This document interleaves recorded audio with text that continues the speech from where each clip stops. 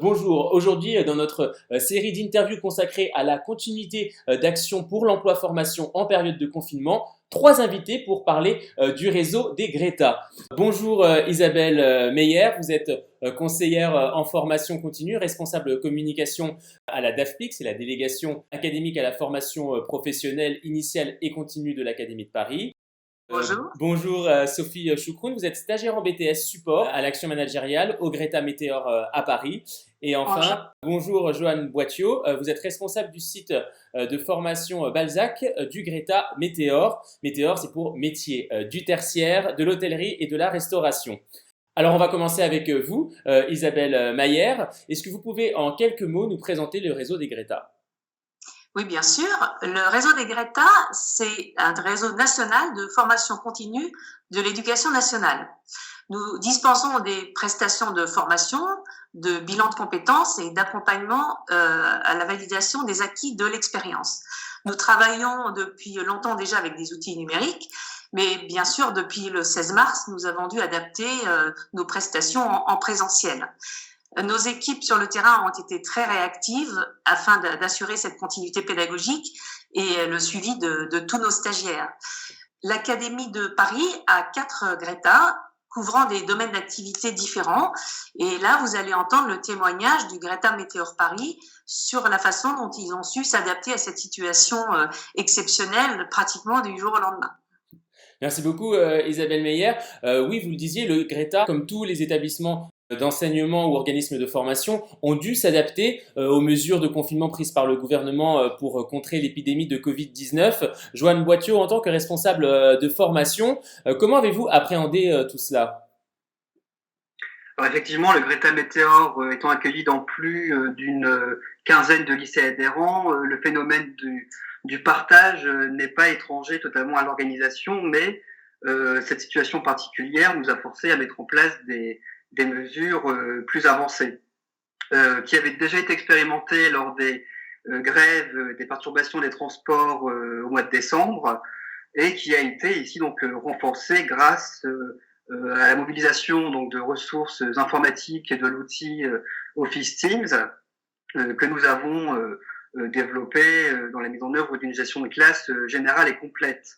Voilà, ce qui a été rendu bien sûr possible par la réactivité des équipes pédagogiques qui ont dû revoir l'organisation de leurs cours, grâce aussi à l'individualisation que nous avons mise en place sur le long terme et depuis longtemps des stagiaires, ce qui a permis de suivre des situations individuelles et d'adapter leur formation à distance, notamment remplacer la visioconférence par plutôt des envois de mails ou des coups de téléphone, ce qui a permis donc de varier les situations pédagogiques en fonction des cas individuels et des situations techniques de chaque stagiaire. Vous parlez des stagiaires, mais est-ce que le rôle des formateurs, lui, change en distanciel ? Est-ce que son implication est différente ?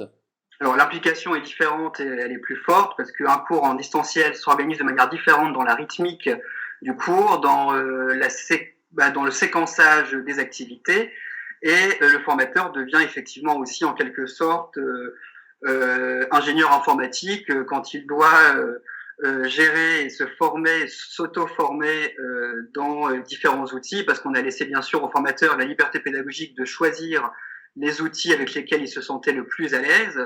Donc nous, on a proposé Office Teams, mais d'autres formateurs ont préféré GoToMeeting ou d'autres plateformes utilisées également dans le secondaire.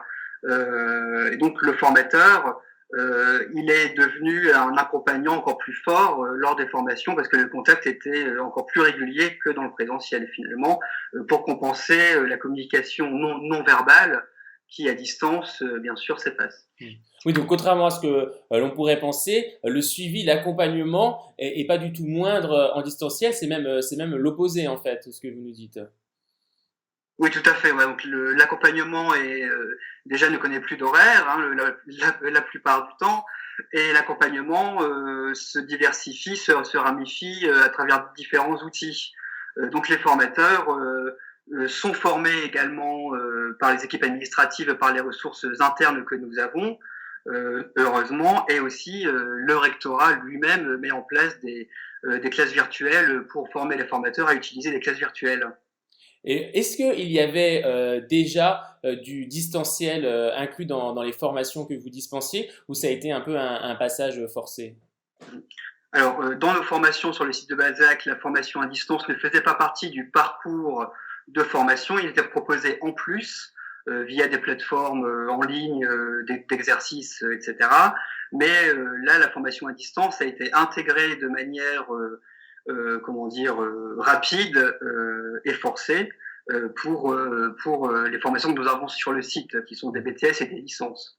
Est-ce que ça peut influer sur la suite? Est-ce que peut-être vous allez, après le confinement, continuer à inclure peut-être plus de distanciel ou... Nous réfléchissons en effet actuellement à la pérennisation de ces pratiques, en tout cas l'utilisation d'Office Teams comme un environnement numérique de travail, de gestion de groupe de manière complète, c'est-à-dire de gestion administrative et pédagogique qui remplacerait nos outils actuels.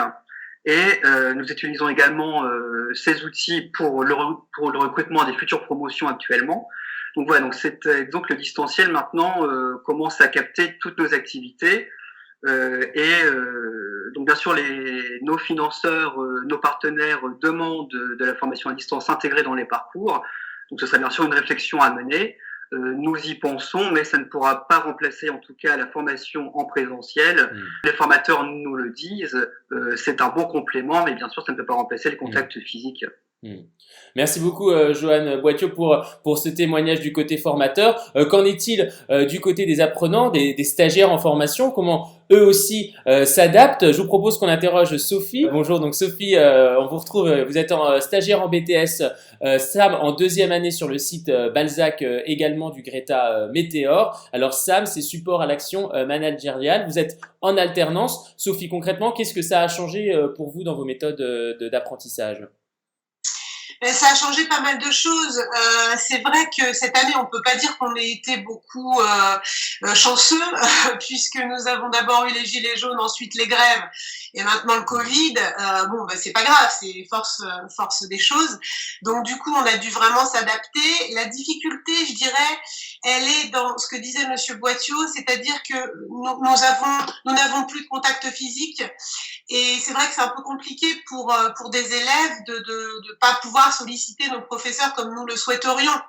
En l'occurrence, ce qui est plutôt bien dans ce genre d'apprentissage, c'est que on a la chance d'avoir un organisme de formation qui est très réactif. Donc, on se sent pas du tout abandonné, et ça, je tiens vraiment à le signaler, c'est très très important. Au contraire, on aimerait bien justement être un petit peu lâché, si on peut dire, parce qu'on a beaucoup de travail. Alors, vous êtes par ailleurs mère de famille, j'imagine que tout le monde est confiné aussi chez vous. Est-ce que c'est facile de trouver le moment de s'isoler, justement, de se dédier à ces cours quand on est aussi dans un contexte familial? C'est un peu la question que tout le monde se pose en ce moment pour le distanciel à tout niveau, que ce soit pour la formation que pour le travail en général. Écoutez, est-ce que j'ai besoin de vous répondre? Il est vrai que avoir la casquette de mère, m'occuper de mes enfants qui ont eux également, ils ont 6 ans, ils sont en CP, donc ils sont inondés de boulot par les maîtresses qui ont le même suivi que au Greta, plus le télétravail de mon mari et le boulot que j'ai à faire par les professeurs du Greta, j'avoue que je ne m'ennuie pas. Oui, et ça pose aussi la question, on parlait des outils, de pouvoir aussi avoir plusieurs ordinateurs par exemple, ou alors le partage puisque le compagnon doit travailler lui aussi, le mari, les enfants sur l'ordinateur. Donc c'est vrai que ça c'est des questions que pose le confinement aussi en ce moment pour la pérennité du travail à distance. Il s'agit d'un BTS, vous le disiez, en alternance. Comment ça se passe pour la partie entreprise? Là aussi, vous êtes en télétravail, à distance? Oui, absolument. Nous sommes également en télétravail. Ça peut nous arriver. Là, en l'occurrence, c'est le cas.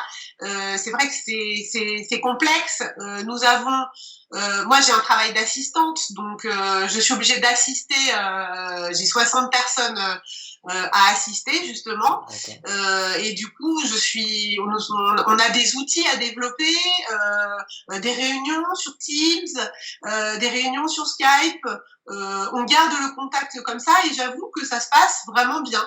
Peut-être même ça peut nous laisser une piste pour réfléchir pour l'avenir en nous disant peut-être qu'on peut peut scinder les choses en disant on garde une présence, mais on peut garder une distance pour tout ce qui est réunion et développement des projets à plusieurs. Merci beaucoup Sophie Choukroun, merci Isabelle Mayer et Joanne Boitiot. Vos 3 témoignages nous ont permis d'entrevoir, de mieux toucher finalement à la réalité de ce qu'implique l'adoption de formations présentielles en distanciel. Bon courage, bon confinement et puis bonne journée à tous. Merci. Merci. Merci.